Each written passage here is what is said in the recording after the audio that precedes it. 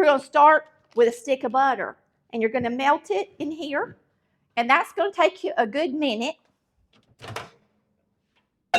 So we're going to get it in here, press the minute button, and I'm going to show you real quick. I like to put this peanut brittle down in a jar. It really needs to be a wide mouth jar. This is a jar that we had jelly in, actually. Let me see if I could slide one down in there in the bottom.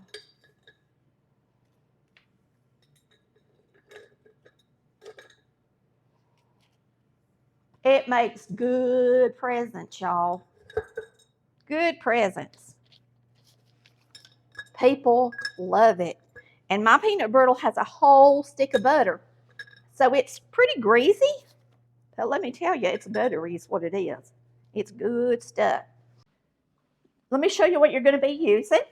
You're going to be using the stick of butter. You're going to use a teaspoon of vanilla, 1.5 teaspoons of baking soda once it's done. We're going to be using a 1/2 cup of Karo syrup, which is corn syrup. We're going to be using a cup of sugar.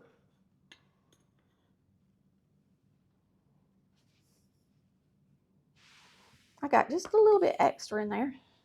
Cup of sugar. 1/2 cup of this Karo syrup.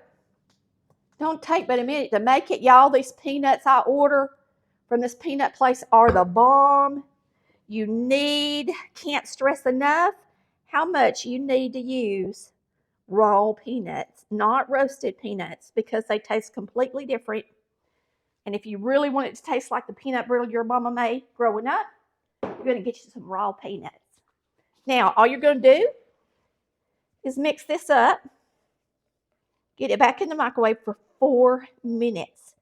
And while it's microwaving, we'll talk about the tips of how to make this perfect every time.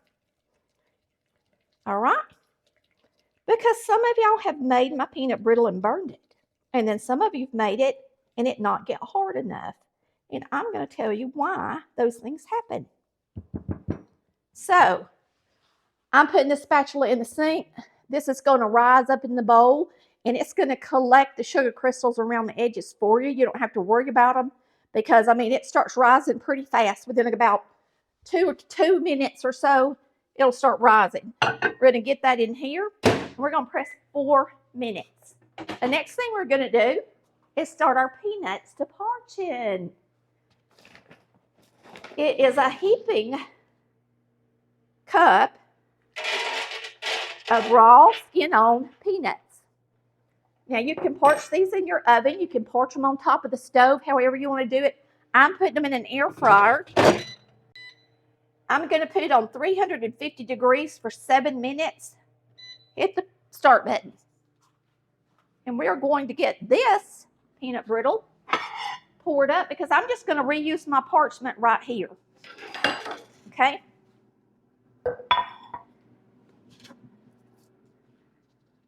So since I want to use the parchment over, I'm just going to pick it up and pour it out. I mean, you got 4 minutes to kill. And you can just make a bunch of this all at one time if you use it in the microwave, especially because you got time in between to do stuff. Now, it's going to get hard and harden up pretty quick for you. Within about 15 minutes, most of the time, it's ready to break. So it don't take it long and Chris is getting a bite.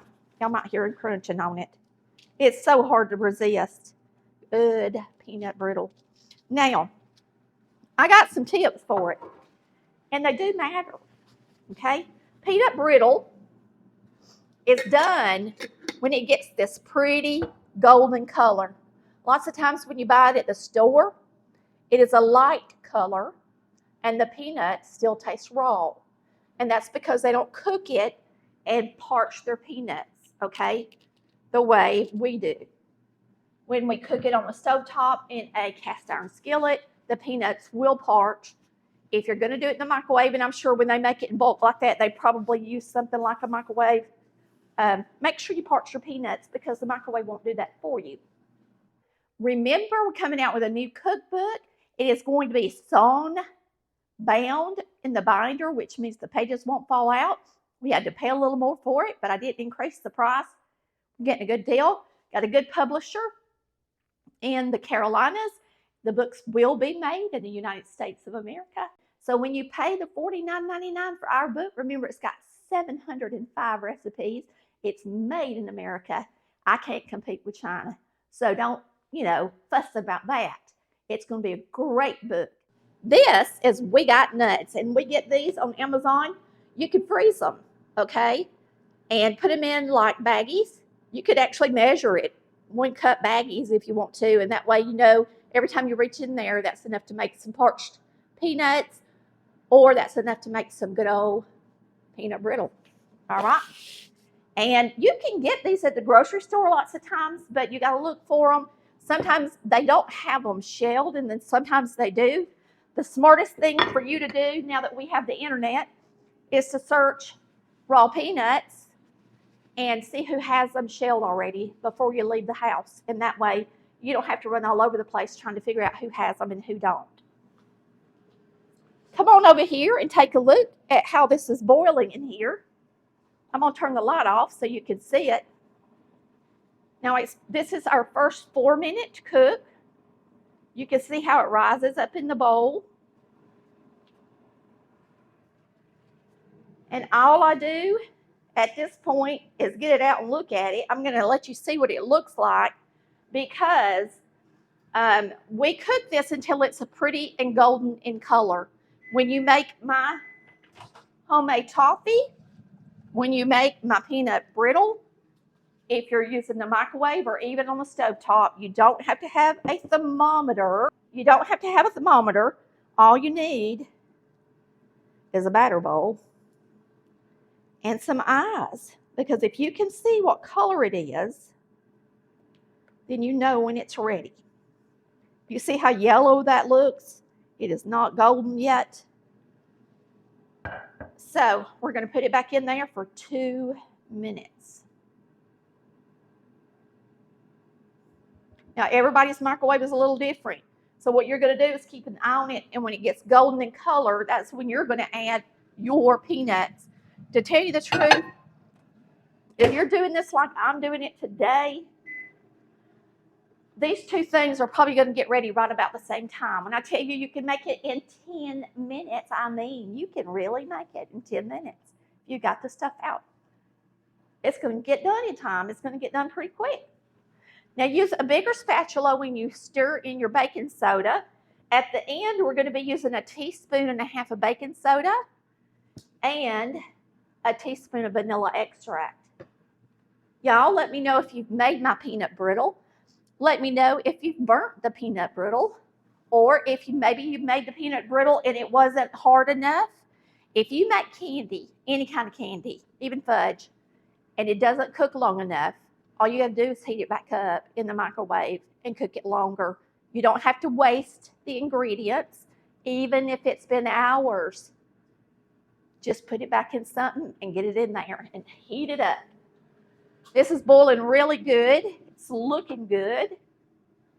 And you just got to kind of keep an eye on it. I'm going to shake these a minute, and you're going to start smelling these peanuts, and boy, they smell so good. When I was a kid, we always had raw peanuts. I remember one year we grew some peanuts. Daddy actually made a field of peanuts, and he would always get a hankering for some parched peanuts, and he'd say, Iva, please go parch me some peanuts. And she would parch him up some peanuts, and he just loved to eat them for a snack. He loves peanuts parched in his fudge, his homemade cooked stovetop fudge. All right, I want y'all to see this. It's starting to turn a little golden, but not real golden. It likes about another minute. We're going to put it back in there and let it go another minute, and I bet when we take it out, it's going to be ready, okay? And by then, our peanuts are going to be ready. They got a minute left. Now, everybody's units are different, so you just kind of got to time it, but you can do this within 10 minutes. You should be able to with any wattage. Now, a lot of people want to use roasted peanuts, Planters roasted peanuts. to make your peanut brittle, and a lot of people think it's good. And I mean, it's candy, and it's good because it's candy and it's peanuts, but it's not the old-fashioned flavor of a parched peanut, okay? So you really want to get the raw peanuts to do it. Trust me, it's really delicious, and they're not that expensive, and this is a real economical way to make somebody something for Christmas, especially if you buy a big bag of peanuts like this. Well, our peanuts smell parched. They are ready. And I think our brittle is going to be ready. We're about to take it out and look at it and see if it's golden in color. Let it cook about. Y'all, I know this is ready, but I want it just to be a hint darker. So I'm going to put this in there about 20 to 30 more seconds is all it's going to cook. I mean, it's already setting up on my spoon. I just like it, the color. I love the flavor of the golden color more than the light color. It just tastes a lot better to me.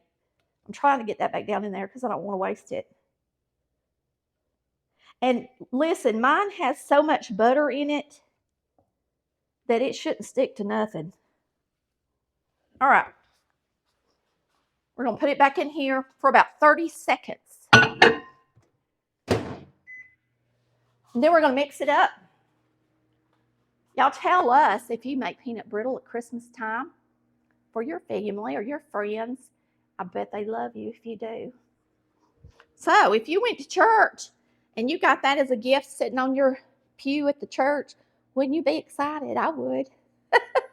I would be like, yes.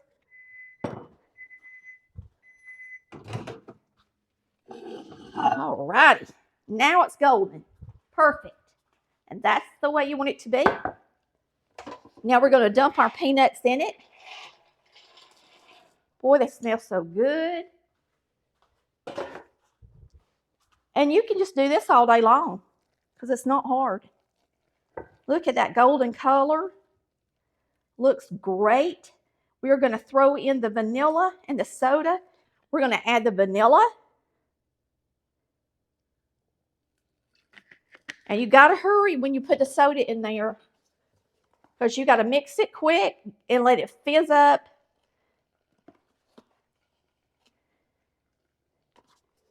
And then pour it out quick.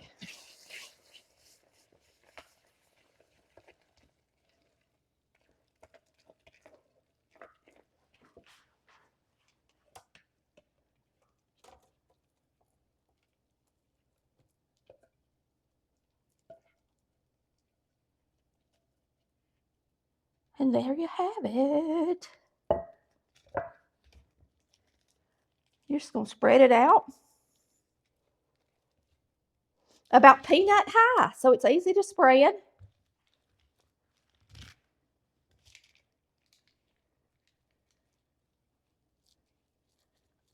Now my peanut brittle has plenty of peanuts, plenty of butter, and it is delicious. If you're going to make this for a lot of people and you don't want to use that much butter because it's expensive, a half stick, which is a quarter cup.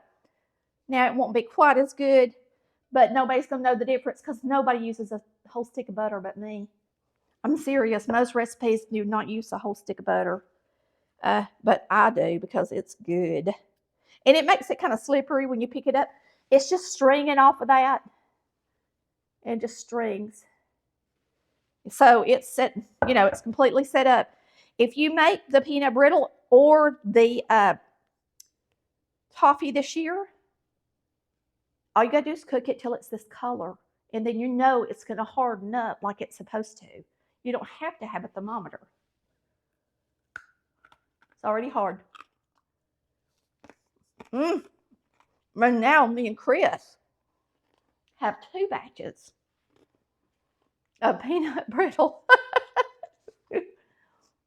which is even better. Right, Marcy? I hope y'all have a wonderful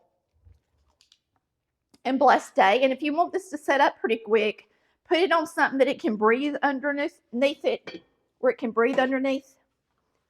Don't leave it sitting on the counter. because it's hot. All right. I hope you've enjoyed our show.